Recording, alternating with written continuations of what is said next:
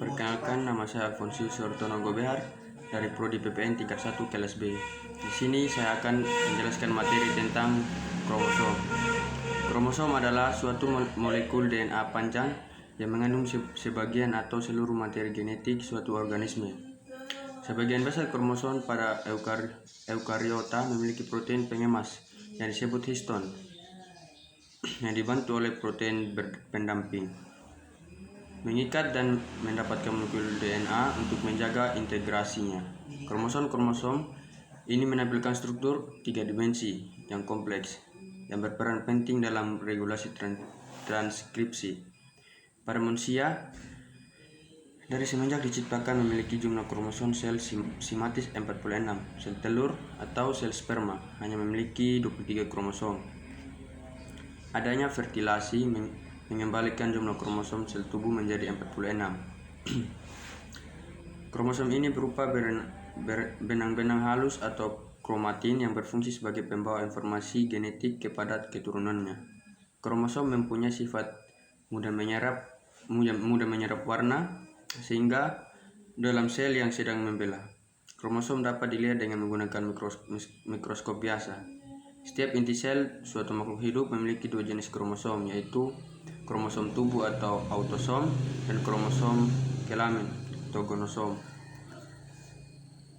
Sifat kromosom. Kromosom selalu terdiri dari sepasang gen. Berikut adalah sifat-sifat kromosom. Yang pertama, hanya terikat ketika sel membelah. Yang kedua, memiliki panjang 0,2 sampai 20 mikron. Yang ketiga, kromosom pada sel prokariot hanya memiliki satu kromosom dan tidak terletak dalam inti sel. Yang ketiga, A. Kromosom tubuh atau autosom. Kromosom tubuh berfungsi untuk menentukan sifat-sifat tubuh suatu organisme. Kromosom tubuh berjumlah 22 pasang atau 44 buah. Kromosom tubuh pada individu laki-laki maupun perempuan memiliki sifat dan bentuk yang sama. Kromosom tubuh dilambangkan dengan A yang berasal dari kata autosom, terdiri dari 22 pasang atau berjumlah 44 buah. Autosom terletak pada sel tubuh dan berpasangan sehingga disebut kromosom diploid atau ditulis dengan 2N. B. Kromosom kelamin atau gonosom. Kromosom kelamin atau gonosom berfungsi untuk menentukan jenis kelamin suatu organisme. Kromosom kelamin berjumlah 1 pasang atau 2 buah. Gonosom pada laki-laki dilambangkan dengan XY dan pada perempuan dilambangkan dengan XX. Gonosom terletak pada sel kelamin dan tidak berpasangan, sehingga disebut kromosom haploid, ditulis dengan N. Terdapat beberapa jenis kromosom sebagai berikut. Yang pertama, kromosom homolog. Kromosom homolog adalah kromosom yang berpasangan, selalu mempunyai bentuk panjang, letak setromer, dan struktur yang sama atau hampir sama. Pada tubuh manusia terdapat 46 kromosom, terdiri atas 23 kromosom berpasangan atau homolog. Tiap pasang kromosom homolog adalah satu macam, sehingga kromosom sel tubuh manusia terdiri atas 23 macam. B. Kromosom diploid atau 2N. Ploid merupakan jumlah perangkat kromosom, sehingga kromosom diploid adalah dua perangkat kromosom. Kromosom diploid terjadi karena kromosom selalu berpasangan atau homolog. Maka di dalam setiap inti sel terdapat dua set atau 2 perangkat kromosom diploid. Yang C. Kromosom haploid atau N. Haploid adalah kromosom yang tidak memiliki pasangan atau hanya memiliki seperangkat kromosom. Pada waktu pembentukan sel kelamin, sel induk kelamin membelah secara meiosis, sehingga sel kelamin mengandung kromosom setengah dari jumlah kromosom sel induknya.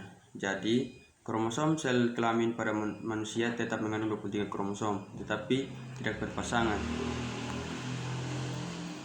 Bagian-bagian kromosom. Pertama, setromer atau lekukan primer.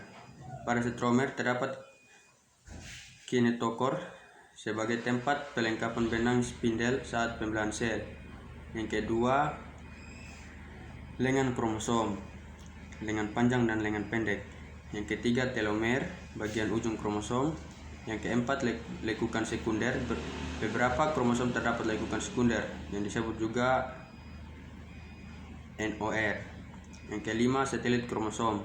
Beberapa kromosom mempunyai satelit atau bagian kromosom yang terbentuk karena adanya lekukan sekunder. Fungsi kromosom. Yang pertama, tempat penyimpanan materi genetik. Ini akan menunjukkan sifat dan kekhasan setiap individu. Yang kedua, menentukan jenis kelamin. Di bawah ini kromosom yang menjadi penentu sifat selain dari jenis kelamin dinamakan kromosom X dan Y. Jika kromosom embrio XX, maka ia sejenis kelamin perempuan. Jika kromosomnya XY, maka ia akan terlahir sebagai laki-laki. Berperan dalam pembelahan sel. Kromosom akan memastikan masing-masing sel telah mendapat gen yang sama. Mungkin hanya ini yang bisa saya sampaikan. Sekian dan terima kasih.